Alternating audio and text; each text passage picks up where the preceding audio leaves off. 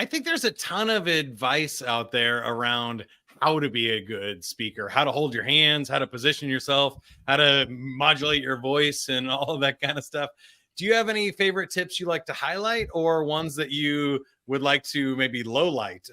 Tell us that we should not follow.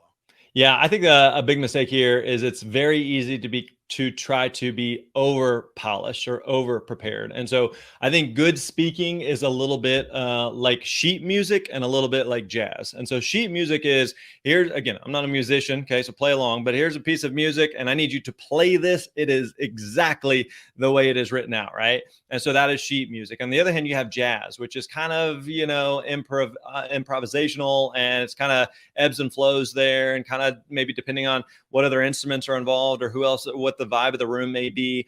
And so good speaking is a little bit of both. I have my sheet music, I know where the presentation is going, but I'm also aware of what's happening. And, maybe there's some curiosity around this particular topic, or this, the group that hired me is struggling here. So we're going to spend a little bit more time kind of digging into that.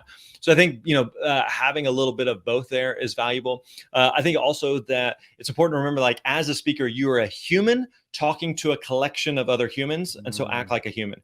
I think we've all seen speakers before, and you can tell they're just like so deep in their own head, thinking about, here's what I'm supposed to say next. And I walk 3 steps over here and I do this with my hands. And it feels very formulaic and forced and fake. And it's just like, it's kind of a big turnoff there versus someone that's like, they just seem like a normal human being. Like, that's someone that's a lot more likely to resonate with an audience. And so if you are someone that off the stage is just kind of like a big personality, then it's okay to be a big personality on stage. If that's not you, don't try to be something that you're not. If you watch a TED Talk, or if you watch, some other motivational speaker and you're like, oh, that's what a speaker is supposed to do.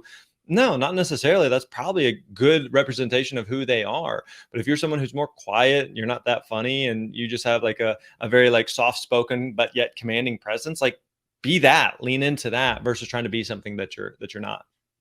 I think that's probably the best advice. I love the other stuff about not programming it out. I think it's funny especially when you watch TED Talks and stuff. Yeah. They're so rehearsed that you can see they move their hands from here to here, and they, like you said, they take 2 steps and they do this.